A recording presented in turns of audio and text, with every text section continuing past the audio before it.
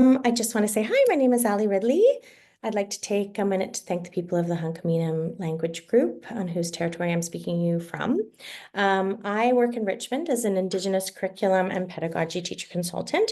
I'm a visitor on these lands as my ancestors come from a myriad of places. My Métis and Cree ancestors come from what is now known as Saskatchewan.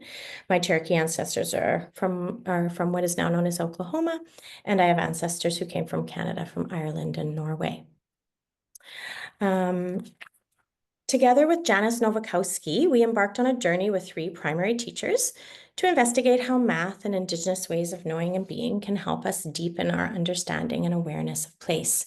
So this is the list of the people who were involved. The goal of our project was to consider the interdisciplinary opportunities that connect mathematics to Indigenous knowledge and ways of being with regards to seasonal changes, local plants and animals, local landforms and weather. Our guiding question was, how can math help us to understand ourselves, others, and the world around us? Our plan was to co-construct learning experiences for students to connect mathematics to their place. My passion is place consciousness. We plan to facilitate knowledge building during January to March. In the spring, we decided we would embark on outdoor walks in the neighborhood and to the West Dike, which is just up the road, about a 20-30-minute walk with little ones from the school. This is where the river meets the ocean, and there's a large amount of marshlands and brackish kind of area for those of you who've never been to Richmond. We wanted to build knowledge around traditional Indigenous stories and uses of local plants and animals, and investigate how students might enhance their understanding of number, measurement, and shape through these experiences. All of this ended up leading us to using and creating maps as a way to share our learning and guide our explorations, using field guides as a way to help us identify local plants and animals, and finally to co-create plant and animal identification cards with our local place in mind. These parts will be one part of 2 kits we will create. One will be for the school and one will be for our district resource center. We will bolster these kits with other materials, including books, field guides, measuring tools, magnifying glasses, binoculars, and Indigenous plant cards.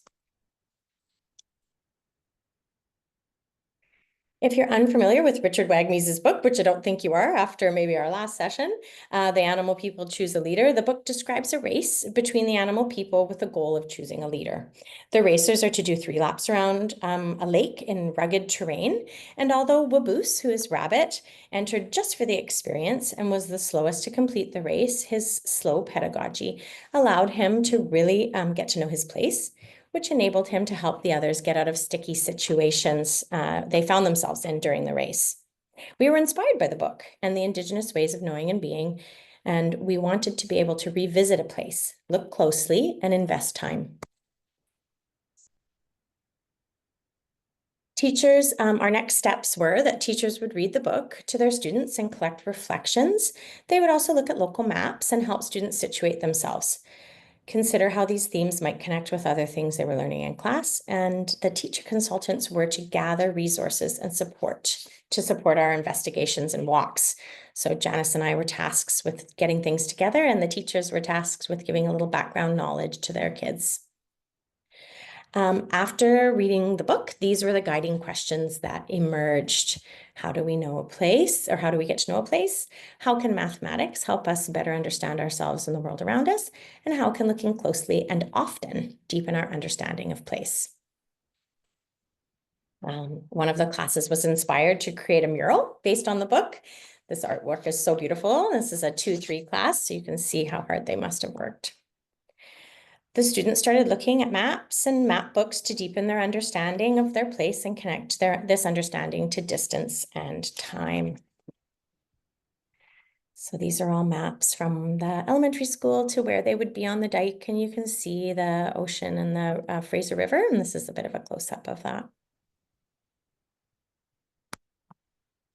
After a few months of knowledge and stamina building through investigations in the school grounds, maps, and Indigenous picture books, we gathered our materials and we embarked on our first big walk to the dike.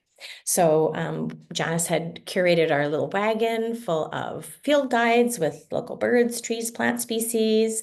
We had purchased 2 class sets of magnifying glasses on lanyards, and we relied a bit on a district-created guide about Indigenous connections to cedar, which I had done work with one of the classes in the past, so they were all eager to see cedar while we were out and about. So this was our first walk up to the dike with our little friends. As we walked, conversations were had about plant species, local landmarks. The students were particularly interested in a barking German Shepherd and using our senses to deepen our awareness of place. When we arrived, we talked to the students about the Indigenous peoples who were first in this place and their keen awareness of their environment. We taught the students how to scan, standing with your feet planted, turning slowly from left to right, and we let them explore, which was such a beautiful sight, as many of these students had never explored this area that was so close to their school. There was much awe and excitement. We saw 2 coyotes in the distance. It's this one here, if you can see it far away, which further cemented their interest in being there.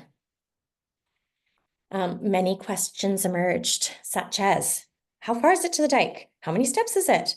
How far is it between the dike and the water? Why does it look solid, but it's actually wet?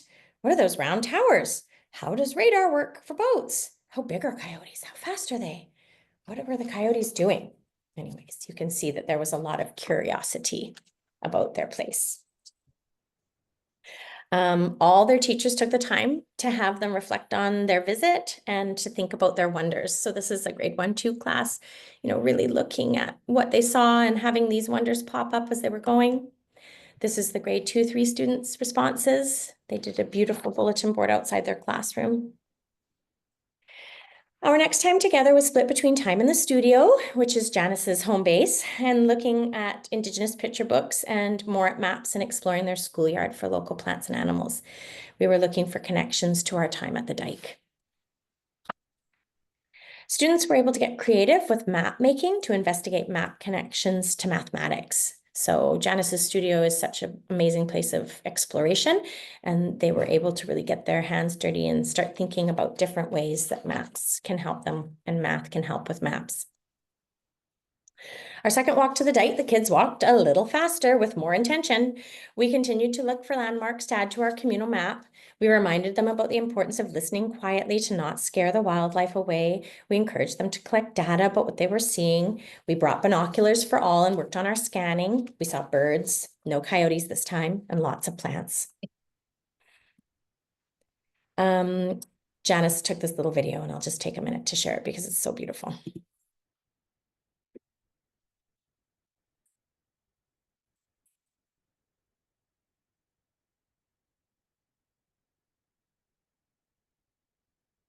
Teeter-totters everywhere we went.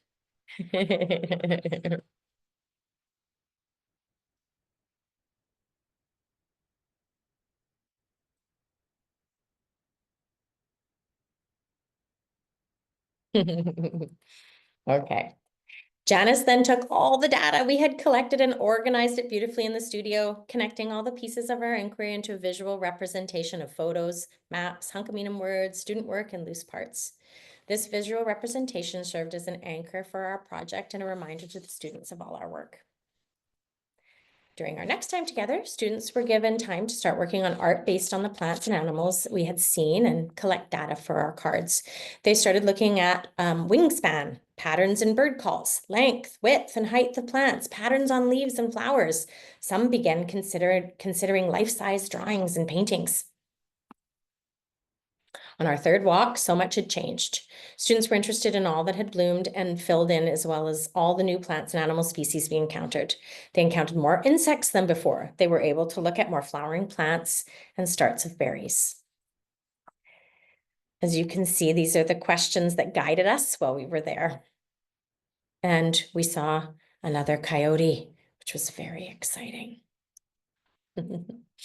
During our next gathering time, we split time once again between the studio and time with the iPads, researching specific plants and animals that the children got to choose from. Janice had gathered specimens from the dike to inspire the students. They were given a framework for their research, asking them to look at animal habitat size, distance traveled, animal size and coat or feather patterns and symmetry, or if they were researching a plant, size, quantity, shape, leaf patterns, and symmetry, as well as Indigenous connections to both. Students, this is them doing their, they furthered their information. So this is them doing their research, looking closely and thinking about these things. We plan to scan the students' pictures and compile their data to create a set of these cards. And this is a prototype that Janice has created. So on the front will be the student drawing. The one is cattail and one is plantain. And then on the back, we have a photo of it and the students' research about that plant and or animal. A lot of them are very interested in the coyotes, as you can imagine.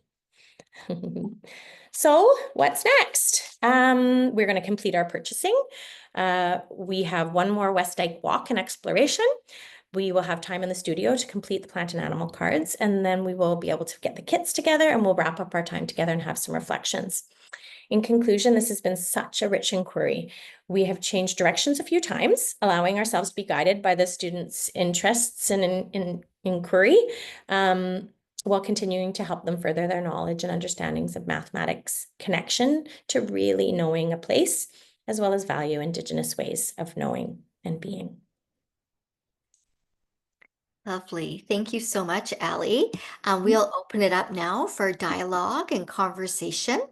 I'm wondering if there's anyone that might have a question for Alli or a comment on the project. Again, you're welcome to unmute your microphone or add a comment to the chat. I'm wondering if this inquiry was different to previous inquiries that you may have engaged in, Alli? Absolutely. As I said, so? my passion is place consciousness. So I've done a lot of this kind of stuff before, but you know, undertaking with the 2 teacher consultants and the 3 teachers that were involved, 2 groups of kids, walking them up to the dike, there was definitely some stamina building that needed to happen. The first way there, we were herding children quite a bit and convincing them that they could make it. But then after the coyotes and, you know, the plants and everything, they were very excited to go back. And then it was full steam ahead. And then turning them into the kit for the class and for the DRC is just going to be so beneficial to so many other teachers and students in the district. And I know the school is really going to benefit from it too. So that's kind of how it was a bit different from other things that I've done in the past. Yeah. Thanks, Mia. Oh, yes, District Resource Center. Thanks, Janice. I have a quick question. Please. First of all, I think this project is absolutely amazing. Oh, I think you guys have done, it's so powerful when the kids can actually go onto the land. yeah. And I love the plant cards. I love them. Like, I mean, with the kids' drawings on there, Yeah, it's beautiful. connected to that. So are you planning on, like, because they're going to go in schools, then I guess other grades can do this same work and Absolutely. or they can have like buddies go out with them, or is that something you guys have thought about? Absolutely. So our district resource center, I don't think other districts have kind of what we do. So our district resource center is like a hub for lending stuff. So like, for example, I took out a button making kit today that I'm going to be making buttons with cedar. So the kit that we're making can be lent out at the district resource center. So anybody can take it. And then the one will be housed at the school that's participated in this too, so that they can use it as well. But in the past, I've done Little Buddy, Big Buddy, where they've gone out and done like field guides. And then we made like a whole field guide booklet around local Indigenous plants and animals. And, you know, when they're doing that research themselves, when they can touch it, when they can smell it, when they can sometimes taste it, it really cements it for them. And then they are even more excited to be part of it all. So, I mean, this could be K to grade 12. Like you could use this with anyone in between there. Yeah, for sure. Thanks for your question. And I'll just jump in. Thank you, Alli. I think from a district perspective too, it would be so lovely if other classes, as they work with the materials and they create their own cards or field guides, they could add them to the district kit. Because Richmond is so diverse, you know, and different plants and animals live in different areas of Richmond. And so we'd have then a range of different cards and field guides that would be added to the district kit. Super cool. There's so many places you can go to create passion projects with this. We work at a place that has that. We have a lending library too. Oh, so lovely. Great resource. So thank you for Yeah. sharing this. Yeah. The other thing we're going to hopefully do is add, once the cards are finished, we'll ask the admin assistant at the school to add an electronic version to the school website so that families can access that as well, because I think it's part of growing the family's awareness of place and local species as well. We've realized is important. When we took remember, Alli, when we took those children the first time, some of them had never been there. They'd never seen a great blue heron. They had never seen some of the, the plant species and animal species. So it's also supporting the families in the community. Absolutely.